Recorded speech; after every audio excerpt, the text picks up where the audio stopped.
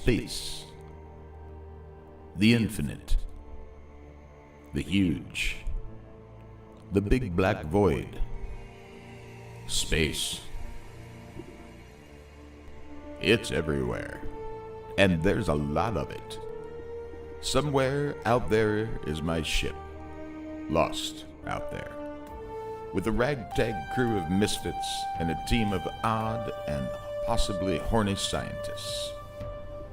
My name is Captain Dash Handsome, and these are the stories of the Star Explorer, Hubris. Captain's personal diary. The date is December 1st, 2044. We're parked in orbit around Jupiter, waiting to go from control to push the red button on the QC. That's the quantum capacitor. I'll be calling it that, so you should just get used to it. That'll take us, somewhere else. They told me where, but I really don't have any interest in learning anything new. That's why I became an explorer in the first place. I have to say here, I'm filled with a sense of dread. Other than my crew, these science types worry me.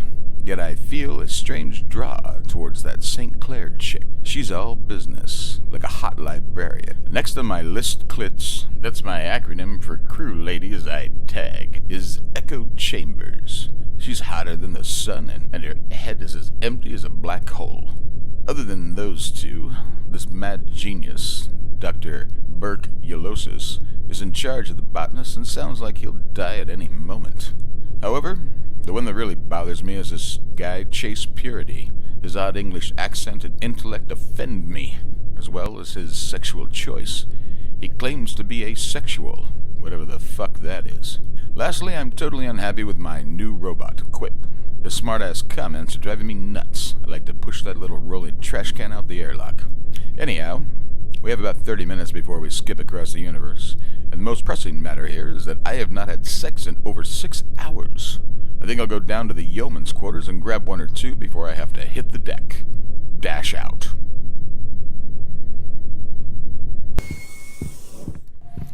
Where in the hell have you been, Dash? We're about to hit the button. I was getting my hard drive wiped, if you know what I mean, Doc. I have no idea what you mean. You see, mate, that's the problem with sex, right? That's why I'm asexual. Stop saying that. I'm very sexual, too. Echo, my love, try not to talk when the adults are speaking. All right, Doc, the ship is wet and ready.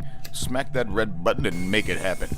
Well, I see that someone was even later than me. Miss St. Clair, glad you could join us. I didn't join. I was selected from a pool of thousands of candidates to go on this mission. Yeah, what I meant was... And then I was handpicked by Dr. Burke to be his number one due to my high intellect and perfection at the job. Sure, look, it was a figure of speech. I'm also hard to talk to. My professionalism and concentration come first. Okay, Doc, let's make it happen. We do not make it happen. The QC does all the work. Flip the fucking switch, for the love of God. God does not exist, mate. It's only ape man's feeble attempt to understand the infinite. Are you a monkey? Are you a monkey man? An ape man? Give me the fucking thing, I'll do it. This is the right one, isn't it? Yes, but just hit it once. It only has enough power for one traceable jump. If you hit it twice or more, we might end up not being able to find our way back. Can you count that high, ape man? I guess not. I think we're buggered. Shut your masturbating mouth. We haven't even moved yet. It's instantaneous. We would feel nothing and see nothing. What? It means that it happens right away. What? No lines on the screen? No strange sounds as we travel through at the speed of light? No, and you hit that button at least 22 times in a row. No. 2 times, maybe 3 max. 31 times. I can play it back for you all. Thank you, Quip. I think we've got it. So where are we? No, I don't think you've got it, mate. We're so lost we need another word for where we are. I am thinking of a word right now for you, jerk mate. The fighting will not do us any good. We still have a job to do, and I see a planet ahead. We should go about the business of cataloging these worlds, and let the computer and Quip find our way home. Claire is right, for the love of God. It's no use in trying to figure out who might be to blame on this ship of thousands of crew members, or that there might have been some sort of flaw in the QC, or that it might have been operated by an untrained person or persons unknown to us. let's just, get to work here. But we might be lost forever. I thought that when my father showed me to the sex slaves in the all-female mining colony on the Kuiper asteroid. It's not helping, girlie, and I'm asexual. Hey, let the girl talk. Go on, Echo, you were saying. Just that it seemed hopeless. No, go on. We're all very interested in every little detail of your past. I'm not doing anything I can't push around right now. Don't leave anything out. Come on, spill it. Well, the feelings I had when I first got there were hard to lick, but after a while, I learned how to do it. Go on. You just had to dive right in, you know. It's all about getting your head in the right place, and staying there until it's over. Then you move on to the next one. Did you just unzip your trousers, mate? Just getting comfortable. Does it seem hot in here to anyone else? Captain, the gravity on this planet is too strong. It's sucking us in. Deal with it. We're in the middle of something here, and you're being rude to our guest. After a while, it was second nature for me to dive in, and getting the work done saved me. And I learned that so much there that I got a degree, and now I'm here with all of you on this mission. That's it? I was so close. I guess what I'm saying is that I agree with Dr. St. Clair. We should get to work. We're going to crash right into the planet if we don't do something fast. All right, Christ. Reverse power. I did it already when you were rubbing your pants. Fine. I'm out of ideas then. Wait, I could push the button again. We can't. You dropped it in the grate under your seat where you were jerking off, you jerk off. And the random pushing the button over and over could cause a host of quantum anomalies that might lead to something horrible. Jerk off. I've been in tighter places than this. You just have to push in and stretch until you come through. Okay, that's not helping me think. For God's sakes, will somebody turn off that alarm? I can't even think.